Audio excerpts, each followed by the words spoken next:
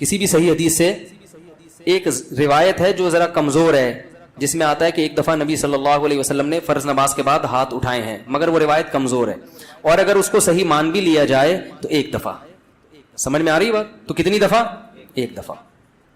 اصول فقہ کی کتابوں میں لکھا ہوا ہے، چاروں مذاہب کی فقہ کی کتابوں میں، کہ حدیث اگر کوئی عمل کثرت سے کیا جاتا ہو اور اس کا نقل کرنے والا صرف ایک ہو تو یہ بات بھی حدیث میں شک پیدا کر دیتی ہے. ایک دفعہ اگر نبی صلی اللہ علیہ وسلم نے کیا ہے تو پتہ یہ چلا کہ اور وہ بھی اجتماعی نہیں، انفرادی طور پر. سمجھ میں آ رہی ہے بات؟ انفرادی طور پر. تو آپ بھی کبھی کبھار انفرادی طور پر رفع الیدین کر لیں. عام معمول اگر نبی کا نمازوں کے بعد، فرض نماز کے بعد ہاتھ اٹھا کر دعا کرنے کا ہوتا، چاہے اجتماعی یا انفرادی، تو اس کے نقل کرنے والے کثرت سے ہوتے. سمجھ میں آ رہی اس بارے میں؟ کیونکہ نماز کو تو بہت اہتمام اور اہمیت کے ساتھ احادیث میں بیان کیا گیا ہے، جبکہ ہم دیکھتے ہیں کہ حدیث کی کتابیں اس سے بالکل خاموش ہیں. سمجھ میں آ رہی بات؟ دوسرا مسئلہ، بعض حضرات یہ کہتے ہیں کہ بہت ساری حدیثیں ہیں جن میں آتا ہے کہ رسول اللہ صلی اللہ علیہ وسلم نے فرض نماز کے بعد دعا کی بہت ترغیب دی ہے، اور آپ نے فرمایا کہ سب سے زیادہ دعا قبول کس وقت ہوتی ہے؟ فرض نماز کے بعد. اس حدیث کا مطلب سمجھیں. جب بھی ایک حدیث کو بیان کیا جائے گا دوسری احادیث کو سامنے رکھ کر، خود نبی اور صحابہ نے اس حدیث پر کیسے عمل کیا ہے. ہم نبی کو دیکھتے ہیں کہ کہیں بھی نہیں کسی صحیح حدیث میں ملتا کہ نبی صلی اللہ علیہ وسلم کا یہ معمول تھا کہ آپ فرض نماز کے بعد ایسے دعا مانگتے تھے. خلفائے راشدین سے بھی کوئی روایت نہیں ملتی، نہ صحیح نہ ضعیف. بھائی دیکھو ہمارے ہاں تو یہ پابندی سے ہو رہا ہے نا پانچوں نمازوں میں ہر مسجد میں، اگر صحابہ میں بھی ایسا ہوتا تو کوئی ضعیف روایت تو ملتی نا صحابہ کرام سے، نہ صحیح ہے نہ ضعیف ہے. اور نبی سے بھی کوئی کثرت سے ایک روایت ہے، اس کی سند پہ بھی کیا ہے؟ ٹھیک ہے، بعض نے اس کو صحیح کہا، بعض نے ضعیف کہا، مگر وہ بھی متفق علیہ صحیح نہیں ہے. تو یہ کیسے ہو سکتا ہے کہ ایک عمل پابندی سے ہو رہا ہو اور اس کا نقل کرنے والا کوئی ہو ہی نہیں؟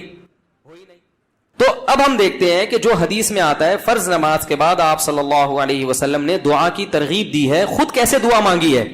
تو ہم دیکھتے ہیں کہ نبی سے دوسری حدیثوں میں کیا ملتا ہے. آپ نے فرمایا جس نے فرض نماز کے بعد اللہم انت السلام پڑھا، کسی حدیث میں آتا ہے آپ نے فرمایا اللہم لا مانع لما اعطیت ولا معطی لما منعت ولا ينفع ذا الجد منک الجد. کسی میں آتا ہے جس نے فرض نماز کے بعد آیت الکرسی. خود آپ کا اپنا معمول بھی یہی.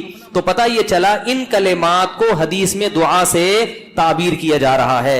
یہ وظائف ہیں. وظیفہ اس دعا کو کہتے ہیں جن کے یعنی لگے بندے کلمات ہوں، اس کو بھی دعا سے تعبیر کیا جاتا ہے. اس کی مثال ایسے ہے جیسے ہم کہتے ہیں افطار کی دعا، آذان کے بعد کی دعا، مسجد میں داخل ہونے کی دعا، مسجد سے باہر نکلنے کی دعا.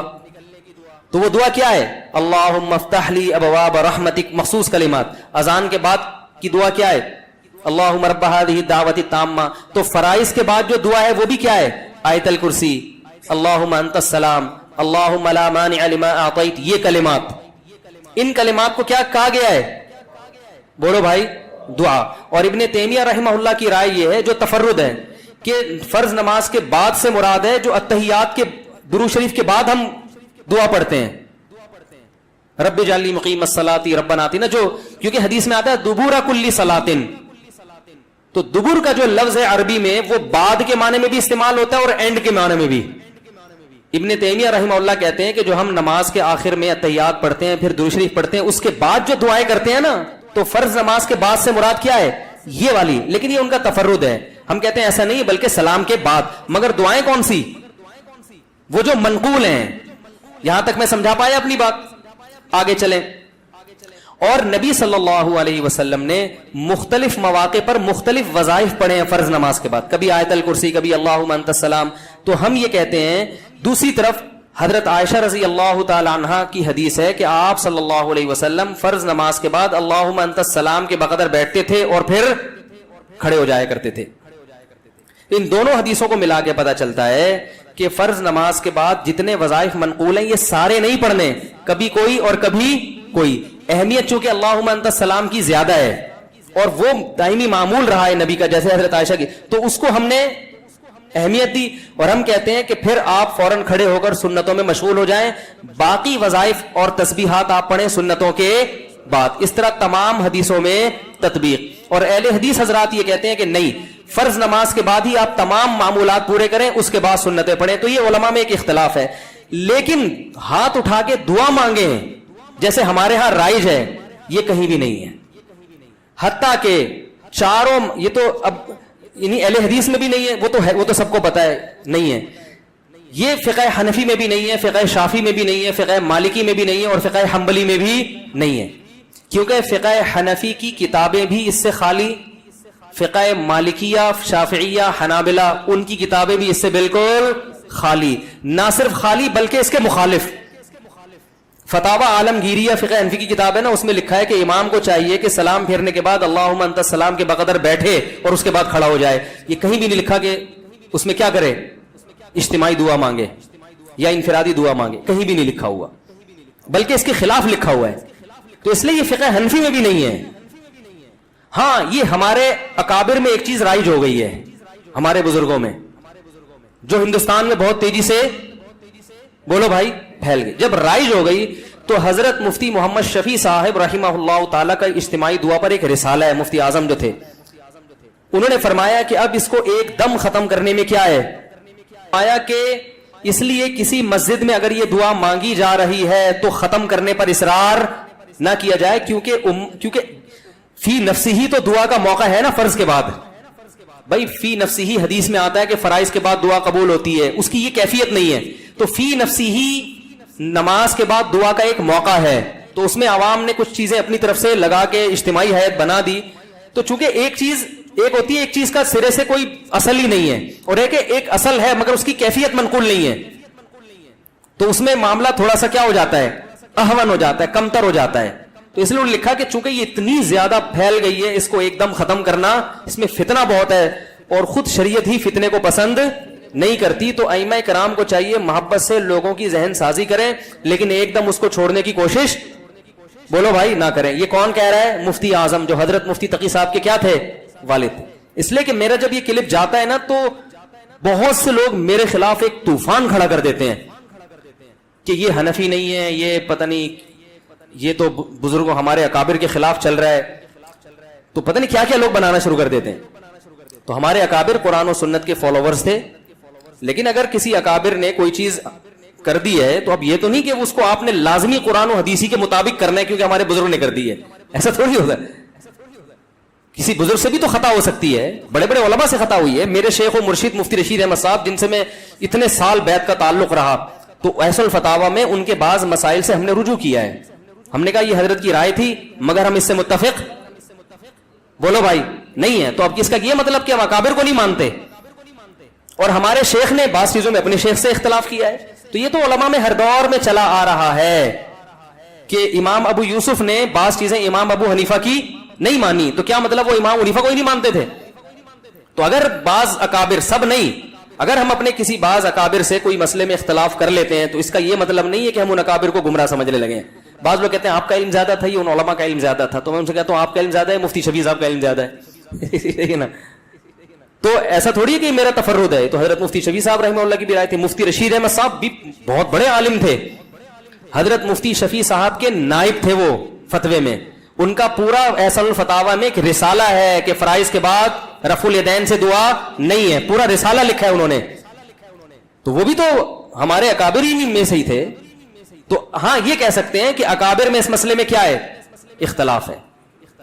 تو ٹھیک ہے, آپ کو جس کی رائے زیادہ بہتر لگے آپ اس کی رائے کو فالو کریں, دوسرے کی رائے پر طنز نہ کریں. آپ کو اگر میری رائے غلط لگتی ہے تو آپ ان اکابر کی رائے کو فالو کریں, ہم پہ طنز نہ کریں. اور ہمیں اگر یہ رائے صحیح لگتی ہے تو ہم اس رائے کو فالو کریں.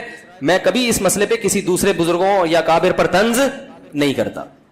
مجھے لوگ آ کے بتاتے ہیں کہ فلاں مسجد کے امام اجتماعی دعا کراتے ہیں, میں کہتا ہوں بھائی ٹھیک ہے, وہ اپنی رائے ہوگی ان کی, اس کی وجہ سے نہ اس امام کی توہین جائز, بلکہ میں تو یہاں تک کہتا ہوں میری مسجد میں بھی جب مؤذن صاحب پڑھاتے ہیں نماز تو وہ اجتماعی دعا کراتے ہیں. مؤذن صاحب میں نے کبھی آپ کو منع کیا؟ میں اس لیے منع نہیں کر رہا, میرے مقلد تھوڑی ہیں.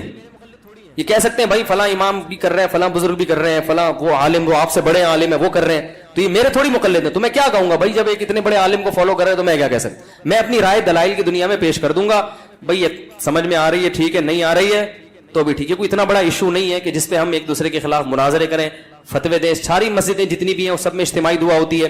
لوگ مجھے آگے بتاتے ہیں وہ تو کر رہے ہیں, کہتا ہوں بھائی وہ بھی سنت ہی کو اپنے لحاظ سے فالو کر رہے ہیں. اللہ نے ان کو جتنا علم دیا, جتنی سمجھ دی, اور جو ان کے بس میں تھا اس کے حساب سے ان کو یہ صحیح لگا تو وہ اس کو فالو کر رہے ہیں. میں کسی پہ الزام نہیں لگاتا کہ میں ہی سنت کا ٹھیکیدار ہوں باقی سارے فراڈی ہیں, ایسا نہیں ہے. ان جس کی جو سمجھ میں اختلاف تو ہوتا ہے نا مسائل میں علماء کا, تو جب اختلاف تو ہوتا ہے نا تو پھر اس لیے وہ تو کوئی بات نہیں. امام ابو یوسف کا امام ابو حنیفہ سے اختلاف ہوا تو یہ تو نہیں کہ وہ غلط ہو, دونوں صحیح ہیں. امام شافعی کا امام ابو حنیفہ سے ہوا تو پھر بھی دونوں صحیح ہیں. تو آپ کو جس کی بات سمجھ میں آ رہی ہے فالو کریں, کسی پر کیچڑ نہ اچھالیں. دلائل کی دنیا میں مجھے یہ بات زیادہ سمجھ میں آ رہی ہے کہ اگر یہ چیز سنت ہوتی تو صحابہ کرام سے منقول کیوں نہیں ہے. لو کان خیرا ما لسبقونا الیہ. صحابہ, تابعین, ائمہ اربعہ اور ہمارے جو عربی فتاوی کی کتابیں ہیں ان میں اس کا تذکرہ ہوتا نہیں ہے. تو پھر یہ بات ہمیں سمجھ میں نہیں آتی. سمجھ رہے ہیں بات کو. باقی میں بار بار یہ کہتا ہوں کہ اہل حدیث کی ہر بات کو غلط قرار دینا یہ بھی صحیح نہیں ہے. بعض لوگ نے کیا کیا, چونکہ اہل حدیث نے کہا ہے لہذا غلط ہی ہوگا, تو یہ موقف بھی غلط ہے.